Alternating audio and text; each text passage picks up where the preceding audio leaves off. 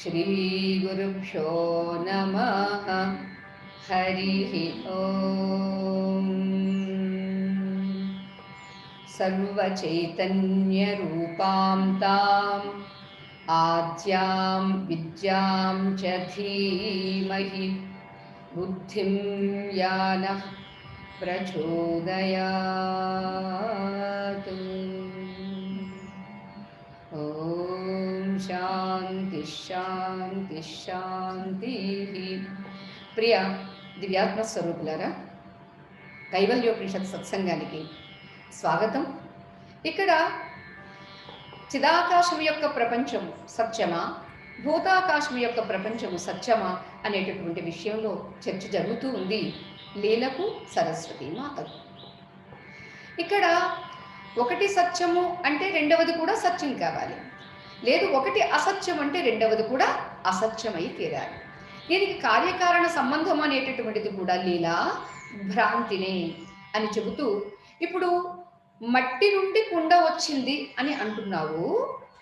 మట్టి నుండి కుండ వస్తే మట్టి వేరే కుండ వేరే కానే కాదు.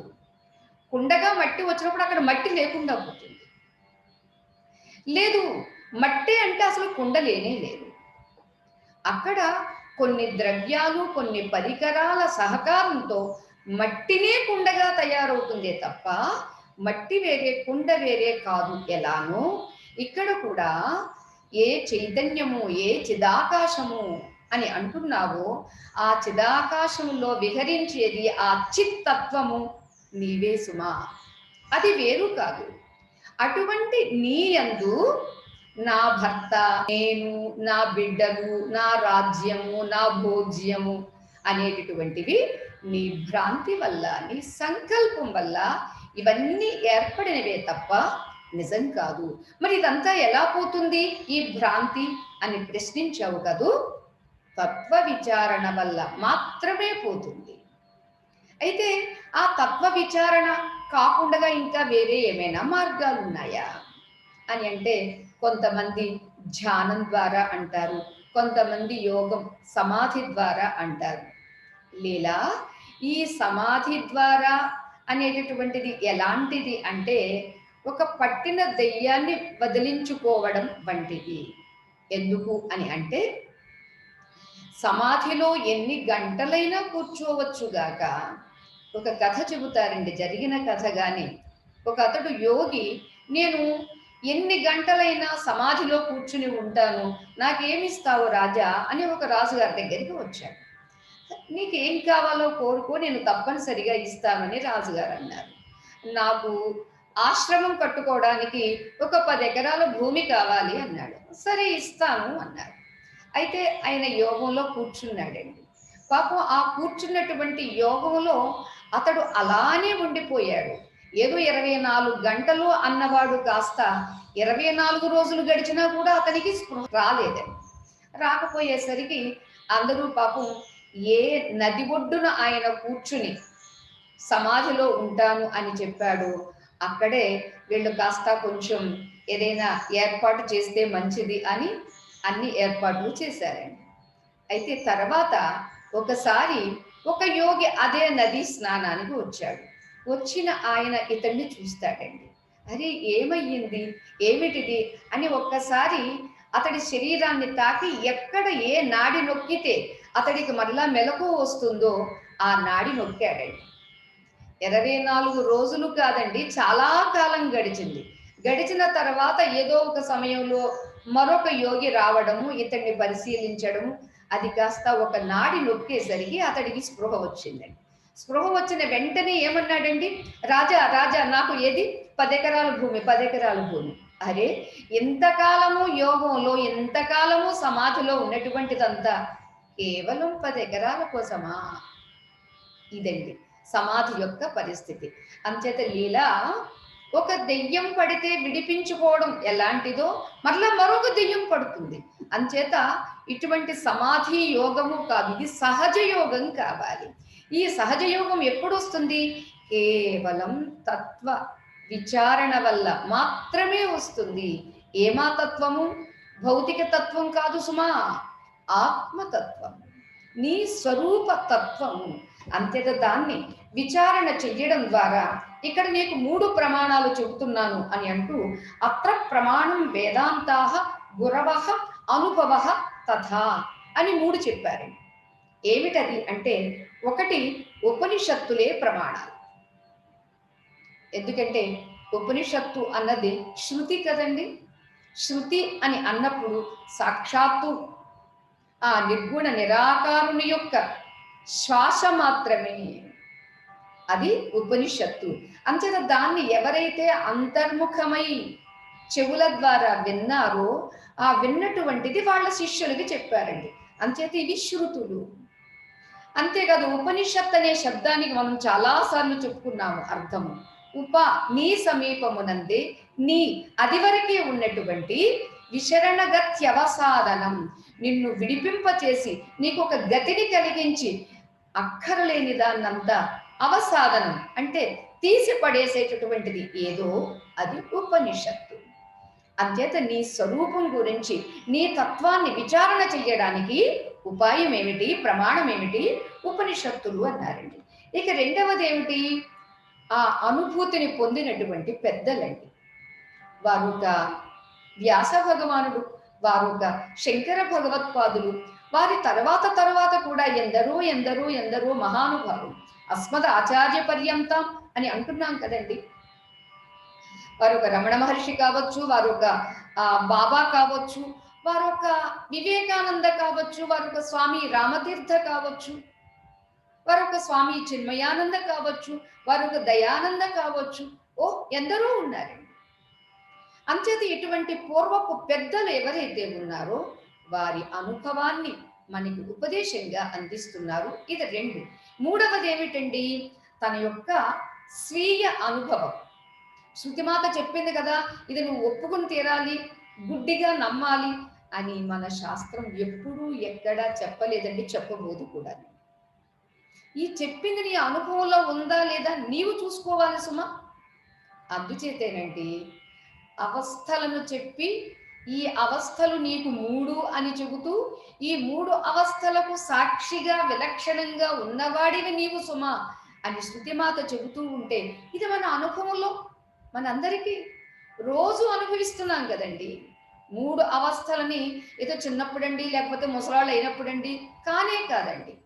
అందరికీ వాడెవడైనా కావచ్చు గాక, బ్రాహ్మణుడు కావచ్చు గాక, బ్రహ్మచారి కావచ్చు గాక, యువకుడు కావచ్చు గాక, ముదుసలి కావచ్చు గాక, ఎవరికైనప్పటికీ ప్రతిరోజు ఈ 3 అవస్థలు గడుస్తూనే ఉండాలి. అంచేత గడుస్తున్న ఈ అవస్థలలో ఏదో ఒక అవస్థకు మాత్రమే కట్టుబడిపోయేవాడివి కాదు నీవు. 3 అవస్థలని చూస్తూ ఏ అవస్థలలో అంటగా వేరుగా ఉన్నటువంటి వాడివి నీవు అని చూపిస్తుందే ఇదిగో ఇది స్వీయ అనుభవం. అందుచేత ఆ తత్వ విచారణ ఎలా చెయ్యగలవు అని అంటే అభ్యాస బలంతో. అభ్యాసేనతు కౌంతేయ వైరాగ్యేన చ గృహ్యతే అని మనకి అర్జునుడు అడిగిన ప్రశ్నకు శ్రీకృష్ణ పరమాత్మ కూడా చెప్పారు. అందుచేత హే లీలా, నీవు స్థూల దేహ అభిమానాన్ని విడిచిపెట్టాలి. చెప్పడం తేలిగేగానండి, విడిచిపెట్టడం అనేది కష్టమే. అయితే కష్టమే అయినప్పటికీ తత్వమునందు దృష్టి పెడితే ఇది ఎంతండి? ఈ శరీరమే నేను అని ఎంతవరకు కూర్చోగలుగుతున్నామండి? నిద్రలోకి వెళ్ళేసరికి శరీరం పోతుందే. అదే ఇక్కడ చెబుతుందండి. లీల అడుగుతుంది, అరే మేము అక్కడ భార్యాభర్తలుగా ఉన్నటువంటి మాకు రాజుగారిని చూస్తే రాజు కావాలి అనేటటువంటి సంకల్పం అది నెరవేరాలి, నెరవేరింది అని నువ్వు చెబుతున్నావు కాబట్టి అమ్మా అలా నెరవేరడానికి మాకేమీ అనుభవం లేదే, రాజరిక అనుభవాలు ఏమీ లేవే, అసలు ఆ సంస్కారం కూడా లేదే, ఎందుకు ఇలా కలిగింది అని అంటే సరస్వతి మాత చెబుతుందండి. అదే అన్నింటికీ అనుభవాలే ఉండక్కర్లేదు. ఒక రామయ్య కొడుకుగా ఉన్నటువంటి వాడు రావణాసుడి కొడుకుగా కూడా ఉన్నట్టుగా వాడు కల కంటాడు. కలలో ఏదైనా రావచ్చండి, కలకు నియతి లేదు. ఎలా కలకు నియతి లేదో నీ సంకల్పానికి నీ జన్మకు కూడా నీకు ఒకటి అనుభవ జన్యం కావచ్చు, రెండవది అవిద్యాజన్యం కావచ్చు. అవిద్య అంటే ఏమిటంటే మళ్ళా స్వరూప స్పృహ లేకపోవడమే, స్వరూప జ్ఞానము లేకపోవడమే. స్వరూప జ్ఞానము లేక ఇదంతా గడుస్తుందండి. ఇదంతా 3 అవస్థలు అనేటటువంటిది నడుస్తూ ఉన్నది అని చెబుతూ, లీలా మీ దంపతులిద్దరూ మరణము అనేటటువంటి నిద్రలో రాజు రాణి అయి కూర్చున్నారు అంటుందండి సరస్వతి మాత. చూడండి, ఇది మనకు కూడా డైజెస్ట్ కాదండి. మరణము అనేటటువంటిది ఒక నిద్ర, అంటే పెద్ద నిద్ర. రోజు మనం నిద్రపోతున్నాము, ఇది చిన్న మరణము, ఇది చిన్న నిద్ర. మరణము అనేటటువంటిది పెద్ద నిద్ర అంటుంది. మరి మాకెందుకు గుర్తు రాలేదు? నా భర్తకి నాకు అదే మనం గత జన్మలో ఎంత సంకల్పం చేశాం కాబట్టి ఇప్పుడు రాజు రాణి అయి ఉన్నాము అని మాకెందుకు గుర్తు రాలేదు అని అంటే సరస్వతి మాత చెప్తుందండి. అరే, నిద్రపోయినప్పుడు ఈ మెలకువలో ఉన్నటువంటి ఏ ఒక్క విషయమైనా నీకు నిద్రలో గుర్తొస్తుందా? నిద్రలో మాట ఏమిటండి, కలలో గుర్తొస్తుందండి. కలలో వెంటనే అయ్యో నేను గ్యాస్ స్టవ్ కట్టానో లేదో, నేను గదిలోంచి బయటకు వచ్చేసాను, ఏసీ స్విచ్ ఆఫ్ చేశానో లేదో అని ఏమైనా గుర్తొస్తుందండి. బ్లాంకెట్ కప్పుకున్నానో లేదో, అసలు నేను వీధి గుమ్మం తలుపు వేశానో లేదో, ఇవేమైనా గుర్తొస్తున్నవా? లీలను సరస్వతి మాత అడుగుతుందండి. ఇక్కడ ఆ ప్రశ్న మనల్ని మనం వేసుకున్నప్పుడు, అరే నిద్రలోనే ఇవేవి గుర్తు రాకపోతే మరణము అనేటటువంటి మహానిద్రలో ఏవి గుర్తుంటాయండి?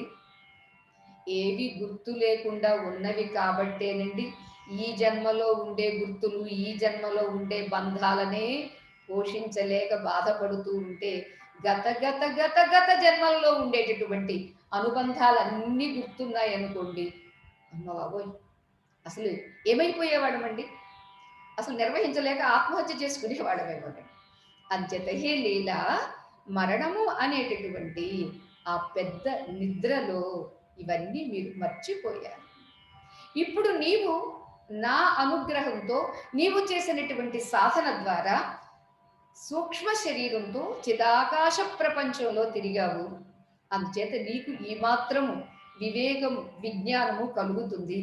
ఏది ఏమైనప్పటికీ హే లీలా, తత్వ విజ్ఞానంతో మాత్రమే నీకు ఆ జ్ఞానము కలుగుతుంది. ఈ భ్రాంతులన్నీ తొలగిపోతాయి. ఈ స్థూల శరీరము, అందమైన ఈ శరీరమే నేను అనేటటువంటి భ్రాంతి పోతుంది. కలలో ఉన్నటువంటి మరొక శరీరము నేను, మరొక అవస్థలో నాకు ఎన్నో భోగాలు ఉన్నవి అనేది కూడా పోతుంది. ఒకసారండి భార్యాభర్తలు ఈ జాగ్రత్త అవస్థలో ఒకానొక్క కొడుకు చనిపోయాడు. చనిపోతే ఇద్దరు విలపిస్తారు. రాత్రి నిద్ర పట్టింది, తెల్లవారింది.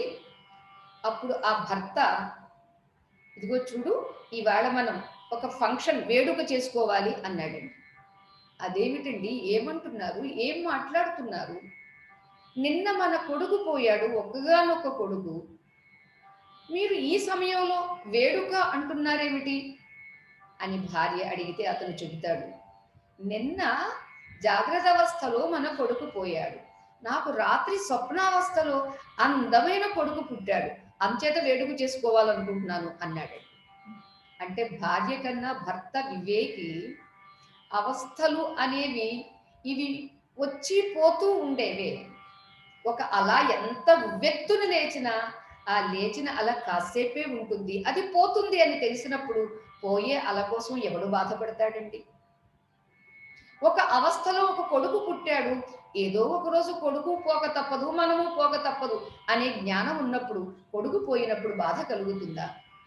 అంచేత భార్య యొక్క దుఃఖాన్ని ఉపశమింపచేయడం కోసమని జరిగిందే చెప్పాడండి. కలలో నిజంగా అతడు పుత్రుణ్ణి కన్నాడు. అప్పుడు చెబుతాడండి, నాకు కలలో పుట్టిన పుత్రుడు నిజము అయితే ఇక్కడ ఇలలో పోయినటువంటి కొడుకు నిజం. అది నిజము కాదు అంటున్నావు కదా నీవు, కలలో కొడుకు పుట్టడం ఏమిటండి, మీకు మెలకు వచ్చింది కలలో కదండి, మీకేం పుట్టలేదండి అని అంటావా? అసలు ఇవాళ మన కొడుకు కూడా గిట్టలేదు. చూడండి ఆ కంపారిజన్ చూడండి. కలలోది అసత్యం అయితే ఇలలోది కూడా అసత్యమే. కొడుకు పోయాడు అనేది అసత్యమే. లేదు ఇది సత్యము అంటావా? లేదండి కొడుకు పోయాడు సత్యమండి అంటావా? కలలో పుట్టాడు అది సత్యమే. ఒకడు పోయినందుకు ఏడవాలా, ఒకడు పుట్టినందుకు నవ్వాలా అని చెబుతూ, పుట్టినందుకు నవ్వక్కర్లేదు, పోయినందుకు ఏడవనక్కర్లేదు. ఎందుకో తెలుసా? ఇవి రెండు భ్రాంతులే, ఇవి రెండు మిథ్యలే. మిథ్య అంటే కేవలం అనుభూతి చెందినప్పుడు మాత్రమే ఉంటుంది అని అంటూ, మట్టి నుండి కుండ కాదు కాదు, మట్టియే కుండ. చూడండి, మట్టి నుండి కుండ కాదు సుమా, మట్టియే కుండ. అందుచేత బ్రహ్మమే ప్రపంచము, బ్రహ్మ నుండి ప్రపంచము కాదు. బ్రహ్మయందు ప్రపంచము వలె, మట్టియందు కుండ వలె. కుండ వలె భాషిస్తున్నది ఏమిటండి? మట్టిని. అందుచేత ఈ తత్వ విచారణతో హే లీలా భ్రాంతులన్నీ విడిచిపెట్టు అని చెబితే, అమ్మ చాలా సంతోషం, నాకు ఉండేటటువంటి ఆ అవివేకాన్ని, ఆ అజ్ఞానాన్ని నాకు తొలగించావు. అయితే మరొక కోరికమ్మ అంటుందండి. చూడండి, ఏమిటి తల్లి అని సరస్వతి మాత అడిగితే, గత జన్మ నాకు చెప్పి అది నేనే అని చెప్పావు కదా, ఆ గ్రామం ఎక్కడ ఉంది? ఆ గ్రామాన్ని నాకు చూడాలని ఉందమ్మా అంటుందండి. అంటే అప్పుడు సరస్వతి మాత చెబుతుంది, నీవు ఈ స్థూల శరీర అభిమానంతో ఉన్నావు. ఈ స్థూల శరీర అభిమానాన్ని విడిచిపెట్టాలి, ఈ స్థూల శరీరాన్ని విడిచిపెట్టాలి. నాలాగా చిన్మయం కావాలి. మన శరీరాలన్నీ మృణ్మయాలండి, దేవతల శరీరాలు చిన్మయాలండి.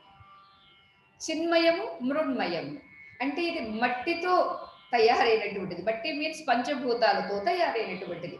అంచేత దీనిలో మట్టి కూడా ఉంది కాబట్టి తిరిగి తర్వాత ఎప్పుడు దేనిలో కలుస్తుందండి? మట్టిలోనే కలుస్తుంది. కానీ దేవతల యొక్క శరీరాలు చిన్మయము, చైతన్యమయము. అందుచేతనే ఇక్కడ మనకి ఒక్కసారి ఆలోచిస్తే, భగవాన్ సత్య సాయిబాబా, అలానే షిరిడి సాయిబాబా, అలానే కొంతమంది సిద్ధులు ఒకే కాలంలో 10 చోట్ల కనిపించడం. వీరు ఎక్కడి వారు అక్కడే ఉంటూ కూడా విదేశాలలోనూ లేదా మరొక చోట ఎవరెవరో వారు ప్రార్థిస్తే వారికి అక్కడ దర్శనాలు ఇవ్వడము అనేది ఇప్పుడు మీకు ఎంత తేలిక అనేది అర్థమై ఉండాలి ఈ లీలోపాఖ్యానం ద్వారా. ఎందుకంటే స్థూల శరీర అభిమానాన్ని విడిచిపెట్టి సూక్ష్మ శరీరిగా, ఆ సూక్ష్మ శరీరాన్ని కూడా విడిచిపెట్టి చైతన్యవంతంగా ఎప్పుడైతే వాళ్ళు గుర్తిస్తారో, అనుభూతిని పొందుతారో, ఆ చిన్మయ శరీరంతో ఎక్కడికైనా వెళ్ళగలరు, ఎలాగైనా వెళ్ళగలరు, ఏమైనా చెయ్యగలరు. అది మనకు శ్రీకృష్ణ పరమాత్మ కూడా ఒక్కొక్క గోపికకు ఒక్కొక్క కృష్ణుడై ఉన్నారు. అంతేకాదు ఎన్నోసార్లు వాళ్ళ అమ్మ దగ్గర ఉన్నాడు, వాళ్ళ నాన్న దగ్గర ఉన్నాడు, గోపికల దగ్గర ఉన్నాడు, గోపకులతో ఆటలాడుతూ ఉన్నాడు. ఏమిటిది అని అంటే చిన్మయములు కాబట్టి. అంచేతే శాస్త్రం కూడా ఒక కండిషన్ చెప్పిందండి. దేవతలను, సద్గురువుని నీవు మాంసమయ శరీరంగా భావిస్తే నువ్వు వెంటనే మైల పడతావు, సజేల స్నానం చెయ్యాలి. అలా అన్నవాణ్ణి చూసినవాడు కూడా స్నానం చేయాలి, సజేల స్నానము అన్నారు. సజేల స్నానం ఎప్పుడు చేస్తామంటే ఒక దుర్వార్త, ఒక అశుభ వార్త విన్నప్పుడు వాళ్ళకి చెందినటువంటి వాళ్ళు ఎవరైనా అయి ఉంటే వెంటనే స్నానం చేయండి. పట్టు చీరండి, పట్టు చీర కాబట్టి పట్టు చీరతో నేను స్నానం చేయరండి అనకూడదండి. పట్టు చీరైనా స్నానం చేయాల్సిందే. దాన్ని సజ్జేల స్నానము అంటారు. అంచేత ఇంతగా చెప్పిందండి. ఎందుకని సద్గురువుల యొక్క శరీరము, అవతార పురుషుల యొక్క శరీరము, దేవతల యొక్క శరీరము చిన్మయములు అంటే కేవలం చైతన్యమయము, సచ్చిద ఆనందమయంగా ఉంటాయి కాబట్టి. ఇక్కడ లీల ఎప్పుడైతే అలా కోరిందో సరస్వతి మాత, లేదు లేదు, నీవు మళ్ళా నిర్వికల్ప సమాధికి వెళ్ళి నేను ఫలానా స్త్రీని అనేటటువంటి భావాన్ని విడిచిపెట్టి నీవు చిన్మయ శరీరాన్ని ధరిస్తే అప్పుడు మనం వెళదాము అంటుందండి సరస్వతి మాత. అయితే వెంటనే లీల ప్రశ్నిస్తుంది, అమ్మా వెళదాము అంటున్నావు, నన్ను చిన్మయ శరీరం ధరించమంటున్నావు, మరి నువ్వు ఇప్పుడు 10 ఏళ్ల వయస్సులో ఉన్నావు కదా, మరి నీ శరీరం కూడా నువ్వు మార్చుకుంటావా అంటే ఒక నవ్వు నవ్వి, 10 ఏళ్ల వయస్సుగా ఉన్నా నేను అదే, 30 ఏళ్ల వయస్సుగా ఉన్నా నేను అదే. ఏమా అది? చిన్మయం. నీ శరీరము పంచభూతమయం. అంచేత పంచభూతమయమైనటువంటి నీ ఈ శరీరంతో నీవు ఎందుకు ఎక్కడెక్కడ కనిపించేటటువంటి గంధర్వ లోకాలను కూడా నీవు చూడలేవు. నీకు నేను దర్శనం ఇవ్వాలి అనుకుని నేను దర్శనం ఇచ్చా. చూడండి, దేవతా దర్శనము కావాలి అంటే లీలాదేవిలాగా అంత ఆర్తితో అంత నిష్ఠతో చేస్తే దేవతలు మనకి దర్శనమిస్తారు.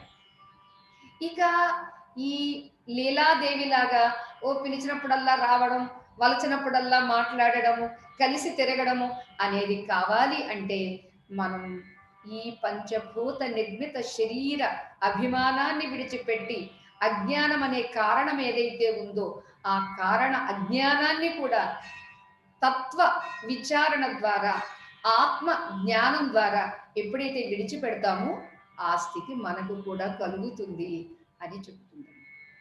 వెంటనే లీల సరస్వతి మాత చెప్పినట్లుగా తాను నిర్వికల్ప సమాధిలోకి వెళుతుంది. ఆ సమాధిలో ఆ శరీరాన్ని అలాగే విడిచిపెట్టి ఒక తేజోమయ శరీరంతో బయటకు వస్తుంది. అమ్మ వెళదామా అంటే అప్పుడు ఇద్దరూ కలిసి ఆశ్చర్యము ఇక్కడ వశిష్ఠ మహర్షి రామచంద్రుడితో చెప్తున్నారు. వాళ్ళు ఎక్కడికో వెళ్ళిపోలేదు, అక్కడే ఉన్న చోటే అంటుందండి సరస్వతి మాత. ఏ గిరి గ్రామంలో ఆ బ్రాహ్మణుడు బ్రాహ్మణ పత్ని ఉన్నారు, వారి ఆ ఇంటిలోనే ఆ పూరి గుడిసెలోనే నీ ఈ సకల రాజ్యము ఉంది అని చెబుతుందండి. లీల ఆశ్చర్యంగా అడుగుతుంది, అమ్మా రాజ్యం అంటే ఏమనుకున్నావు? ఏదో చిన్న పల్లె అనుకుంటున్నావా ఏమిటి? ఎన్నో మండలాలు ఉంటాయి, ఎన్నో జిల్లాలు ఉంటాయి, ఎన్నో రాష్ట్రాలు ఉంటాయి, అన్ని కలిపి ఒక దేశంగా పరిపాలన జరుగుతుంది.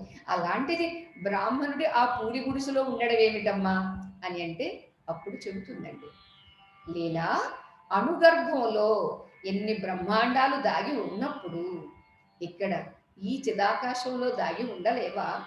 ఒక క్షణకాలంలో ఉండలేవా అని వివరిస్తే ఒప్పుకుంటుందండి లీలాదేవి. అంచేత సరే ఇద్దరూ కలిసి వాల్మీకి మహర్షి వర్ణనలో అయితే ఇద్దరు కలిసి చాలా హాయిగా ఒకరినొకరు చూసుకుంటున్నారు, ఒకరినొకరు విలాసంగా. లీలాదేవి బాధ అంతా పోయిందండి, గంగలో కలిసిపోయిందండి. ఎందుకని? భ్రాంతి పోయిందండి. నేను భార్యను, అతడు నా భర్త, నా భర్త మరణించాడు, మరణించిన నా భర్త మరలా మరో చోట పుట్టేశాడు. ఇక్కడ మనం అందరూ గ్రహించాలండి, నా వాళ్ళు నా వాళ్ళు నా వాళ్ళు పోయారు, నేను ఉన్నాను, నేను కూడా పోతాను, ఇవన్నీ భ్రాంతులే తప్ప వేరు కాదు. అంచేత భ్రాంతులన్నీ పోయినాయండి లీలకు పోయిన కారణంగా చాలా ఉత్సాహంగా, చాలా తేజస్సుగా, చురుకుగా, చిరునవ్వులు చిందిస్తూ సరస్వతీ మాతతో కలిసి ఇద్దరూ వెళ్ళారండి. ఎక్కడికి? గిరిగ్రామానికి. ఆ గిరిగ్రామానికి వెళ్ళి చూసినప్పుడు అది 8వ రోజు కాబట్టి ఇద్దరు తేజోమయ శరీరాలతో అనుకున్నారట వాళ్ళకి కనిపించాలని ఎప్పుడైతే అనుకున్నారో ఇద్దరు మంచి అందంగా, చాలా ఏదో గంధర్వ కన్యల్లాగా ఉన్నారు, ఏ లోకం నుంచి వచ్చారో దేవతా స్త్రీలు అని చూసిన వాళ్ళు కూడా అనుకుంటున్నారండి. వాళ్ళకి కనపడాలి అని అనుకున్న కారణంగా వీళ్ళిద్దరూ కనిపించారండి. పాపము ఆ మరణించినటువంటి ఆ బ్రాహ్మణ పతి పత్నులు ఎవరైతే ఉన్నారో వాళ్ళ పిల్లవాడు పెద్ద కొడుకు జ్యేష్ఠ శర్మ, అతడు కూడా వీళ్ళని చూశాడండి.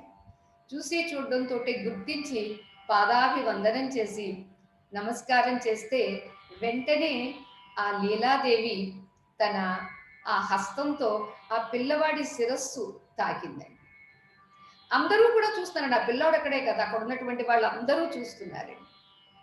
ఏమి నాయనా, ఎందుకు ఇలా బాధపడుతున్నావు, ఏం జరిగింది అని అడిగింది లీల. సరస్వతి మాత్రం సాక్షిగా చూస్తూ ఉందండి, ఏమి ప్రశ్నలు సమాధానాలు ఏమీ లేవండి. అప్పుడు లీల అడిగితే ఆ అబ్బాయి చెబుతాడు, అమ్మా మా తండ్రి గతించారు, ఆ తండ్రి విరహంలో మా తల్లి కూడా గతించింది. ఈ ఊరిలో, ఈ గ్రామంలో ఉన్నటువంటి వాళ్ళందరికీ కూడా మా తల్లిదండ్రులు చాలా ముఖ్యులు, చాలా పూజ్యులు. మాకెంతటి పూజ్యులో వాళ్ళకి కూడా అంతే పూజ్యులు. అంచేత అందరూ అదే బాధలో ఉన్నామమ్మా. అయినా మీ దర్శనం అయ్యింది, నా బాధంతా పోయిందమ్మా అంటాడండి. అప్పుడు రాముడు ప్రశ్నిస్తాడట వశిష్ఠ మహర్షి. మహర్షి, ఇంత చేసినటువంటి ఈ లీల అరుంధతి రూపంతోటే ఆ పిల్లవాడికి దర్శనం ఇవ్వచ్చు కదా. దర్శనమిచ్చింది, స్పృశించింది కూడా తలం. మరి అలా ఇవ్వచ్చు కదా అని రాముడు ప్రశ్నిస్తే దానికి వశిష్ఠ మహర్షి వెంటనే చెప్పారు. రామా, తాను ఒక అరుంధతిని, ఆ పిల్లవాడికి తల్లిని అనేటటువంటి భావంతో, అనేటటువంటి స్ఫురణతో ఆమె వెళ్ళలేదు. అదే స్ఫురణ ఉంటే ఆ చిన్మయ శరీరాన్ని ఆమె ధరించలేదు. కేవలం అయ్యో పాపం, అతడు బాధలో ఉన్నాడు, దుఃఖంలో ఉన్నాడు అనేటటువంటి జాలితో, వాత్సల్యంతో స్పృశించిందే తప్ప వేరే దేహాభిమానంతో కాదు రామా. అందుచేత తాను ఒక దేవతా స్త్రీ వలెనే వాళ్ళకి దర్శనమిచ్చింది అని చెప్పారు. ఇది అంతా చెబుతూ వెంటనే లీల ప్రశ్నిస్తుందండి సరస్వతి మాత. అమ్మ, చిదాకాశంలోకి వెళ్ళినప్పుడు నా భర్త 16 ఏళ్ల రాజుగా ఉండే శాసనాలు చేస్తున్నాడు అని అన్నాను. వాళ్ళందరినీ నేను చూశాను, కానీ నన్ను వాళ్ళెవరూ చూడలేదేమిటమ్మా. మరి ఇక్కడ నేను వీళ్ళను చూస్తున్నాను, అలానే వీళ్ళు మనల్ని ఇద్దరినీ కూడా చూస్తున్నారు. అక్కడికి ఇక్కడికి తేడా ఏమిటమ్మా అని ప్రశ్నిస్తున్నాను. దానికి సరస్వతి మాత ఏం చెబుతుంది అంటే, లీలా, అప్పటికి నీవు ఇంకా ఈ నిర్వికల్ప సమాధి అనేటటువంటిది సాధనలో ఉన్నారు. సమగ్రత లేదు, సంపూర్ణత లేదు, పరిపూర్ణత లేదు. అందుచేత నీవు వాళ్ళకి కనిపించాలని అనుకున్నా నీవు కనిపించలేకపోయావు. కానీ ఇక్కడ నీ భ్రాంతులన్నీ విడిచిపెట్టేశావు. తత్వజ్ఞానం కలిగింది. ఈ తత్వజ్ఞానంతో నీ స్వరూప స్మృతి కలిగింది. అంచేత స్వరూప జ్ఞానంతో ఉన్న కారణంగా నీవు అనుకున్నావు, సంకల్పించావు కాబట్టి అందరికీ కనిపిస్తున్నావు. నీవు అనుకోలేదు, కనిపించవు, వాళ్ళు చూడలేరు. వాళ్ళు అనుకుంటే చూడలేరు, నీవు అనుకుంటే చూడగలవు అని చెబుతుందండి. చాలా సంతోషమమ్మా అని ఈ లీల చెబుతుందండి. ఇంతవరకు మనం అంటే ఇంకా చాలా పెద్ద కథ ఉంది, ఆ కథ అంతా మనం తీసుకోవద్దు, ఇంతవరకు మనకి చాలు. ఏమంటుందంటే ఇక్కడ ఉపనిషత్తు, చెప్పండి అమ్మ. పునశ్చ జన్మాంతర కర్మయోగాత్ సయేవ జీవః స్వపితి ప్రబుద్ధః పురత్రయే క్రీడతి యశ్చ జీవః తతస్తు జాతం సకలం విచిత్రం. ఈ శ్లోకార్థాన్నే మనం ఇంతవరకు చెప్పుకున్నది సరిపోతుంది. ఏమంటున్నారంటే, హే అశ్వలాయన, ఎవరైతే జాగ్రత్త అవస్థలో పరితృప్తుడై నిద్రపోయి కలకని మరలా ఆ కళ నుండి తమోభిభూతుడై గాఢ నిద్రావస్థను పొందుతూ ఉన్నాడో అతడే పునశ్చ తిరిగి జన్మాంతర కర్మయోగాత్. ఏ వశిష్ఠుడు అరుంధతి రాజుగారిని చూసి రాజుగారి వలె కావాలి అనేటటువంటి సంకల్పం ఉందో, అదిగో ఆ జన్మాంతర సంస్కారం వల్ల ఏమయ్యారండి వీళ్ళు, రాజు రాణిగా పుట్టారు. అందుచేత అదే కర్మయోగం వల్ల అశ్వలాయన సయేవ, అతడే, ఆ జీవుడే స్వపితి ప్రబుద్ధ. స్వపితి అంటే కలగంటున్నాడు, మరలా ప్రబుద్ధ మేల్కొంటున్నాడు. అంటే ఎవడు నిద్రపోయాడో వాడే కలగంటున్నాడు, ఎవడు కలగన్నాడో వాడే మేల్కొంటున్నాడు. అయితే ఈ మెలకువ కలలో లేదు, కళ మెలకువ నిద్రలో లేదు, అంతే తేడా. అంచేత ఈ ఒకటి మరొక దానిలో లేదు, కానీ మూడింటిని చూసిన వాడు మాత్రం మూడింట ఉన్నాడు అని చెబుతూ, పురత్రయే క్రీడతి యశ్చ జీవః. యహ జీవః, ఏ జీవుడైతే ఉన్నాడో అశ్వలాయన, అతడు ఏం చేస్తున్నాడు, పురత్రయే క్రీడతి, మూడు పురములలో క్రీడిస్తూ ఉన్నాడు, విహరిస్తూ ఉన్నాడు. ఎవరండి ఆ జీవుడు? మరలా మనకే. ఇది ఎప్పుడు మీకు వేదాంతం ఉపనిషత్తు అయ్యేంత వరకు కూడా నా గురించే, నేనే నేనే నేనే అనుకోవాలండి. అంతే తప్ప ఈ మేనే నేను మాత్రం ఉపనిషత్ శ్రవణంలో మాత్రం మనం పట్టుకుని వేలాడొద్దండి. పురత్రయే క్రీడతి యశ్చ జీవ తతస్తు జాతం సకలం విచిత్రం. ఇక్కడ చెప్తున్నారు, మూడు పురములలో ఏ జీవుడైతే క్రీడిస్తూ ఉన్నాడో ఆ జీవుడు నుండే మూడు పురములు వస్తున్నవి. ఇక్కడ చూడండి, లీలకు చెప్పినటువంటిది మూడు ప్రపంచాలండి. ఒకటి ఈ జాగ్రత్త ప్రపంచము అంటే భూతాకాశము, రెండవది చిత్తాకాశము, మూడవది చిదాకాశము. అంటే ఈ భౌతిక ప్రపంచాన్ని చూసింది, భర్తృ ప్రపంచాన్ని చూసింది, గత జన్మ ప్రపంచాన్ని కూడా చూసిందండి లీల. ఇంతకు ఈ మూడు ప్రపంచాలు ఎక్కడ నుండి వచ్చినట్టు?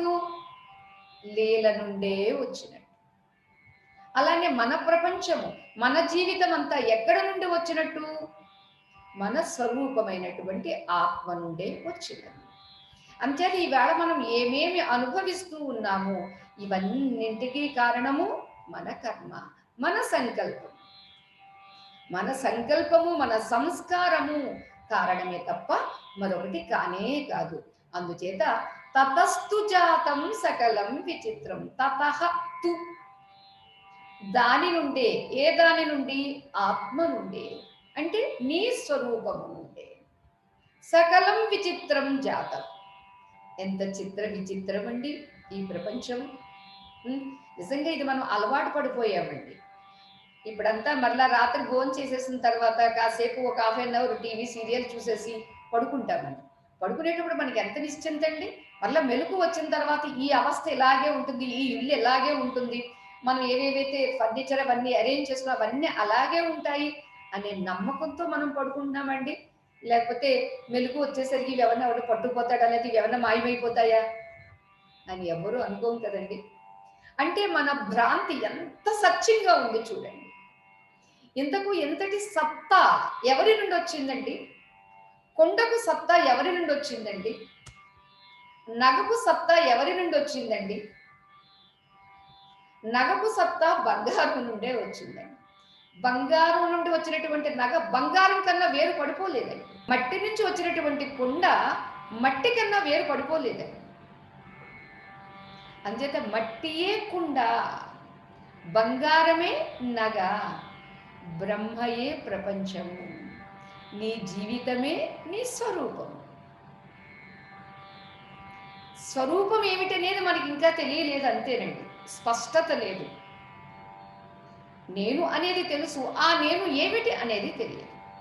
ఆ నేను ఏమిటి అనేటటువంటిది శాస్త్ర విచారణతో తెలిసిందనుకోండి, అప్పుడు తెలిసేసరికి ఈ భ్రాంతులన్నీ పోతాయండి. ఎలా పోతాయండి అని అన్నారనుకోండి, మనకి రోజు జరుగుతూ ఉన్నటువంటిదే. కలలో అంతగా మనం కల కన్నది మెలకు వచ్చిన తర్వాత ఏమయ్యిందంటే అదంతా కొంచెమైనా ఉందా? లేదే. అంచేత మెలకు వచ్చేసరికి అదంతా లేనిది ఎలా అయిపోతుందో అలా ఈ జాగ్రత్త అవస్థలో మెలకువ రావాలండి. జాగ్రత్తలో నిద్రలో ఉన్నామండి. అంటే ఈ జాగ్రత్తలో నా దేహం సత్యం, నేను జీవిస్తున్నటువంటి ఈ ప్రపంచం సత్యం. అంచేతే జీవుడు, జగత్తు, ఈశ్వరుడు మూడింటిగా చెబుతారండి ప్రాథమిక దశలు. ఎందుకంటే జీవుడు ఎక్కడ పుట్టాడండి? జగత్తులో పుట్టాడండి. జగత్ ఎక్కడి నుంచి పుట్టిందండి? ఈశ్వరుడు నుంచి పుట్టిందండి. అంచేత ముగ్గురు ఉన్నారండి అని అంటే ముందుగా మన కోసం ఒప్పుకొని, అరే ఈ జీవుడి నుండి వచ్చింది జగత్తు, జగత్తులో పుట్టాడు అని అనుకుంటున్నాడు. కాదు కాదు, మొత్తం జగత్తంతా జీవుడి నుండి వచ్చింది. జగత్తు అనేటటువంటి భూతాకాశము జీవుడి చిత్తాకాశం నుంచి వచ్చింది. మరి ఎంతకు ఈ చిత్తాకాశము, ఈ జగత్తు అనేటటువంటివి ఎక్కడి నుండి వచ్చినవండి అంటే తన స్వరూపమైనటువంటి చిదాకాశం నుండి వచ్చిందండి. ఫాలో అవుతున్నారు కదా?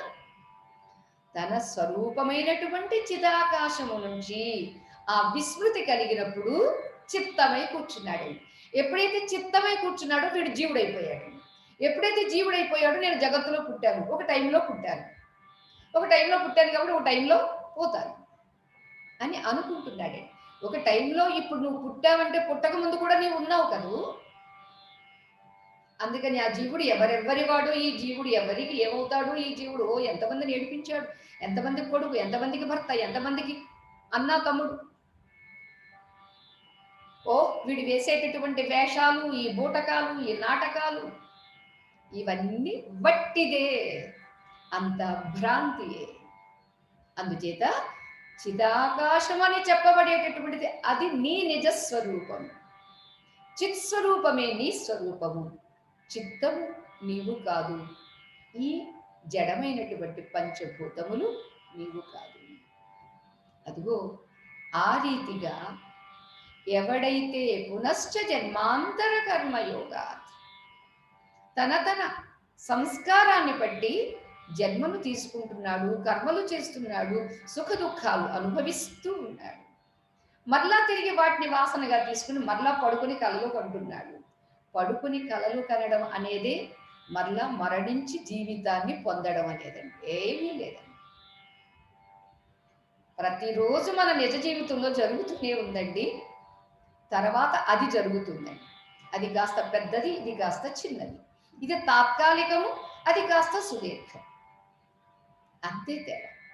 అంచేత ఈ తేడాని మనం ఇప్పుడు ఈ తత్వ విచారణతో ఈ జాగ్రత్త అవస్థలో మనం తెలుసుకున్నామనుకోండి, మనకి కూడా మెలకు వస్తుంది.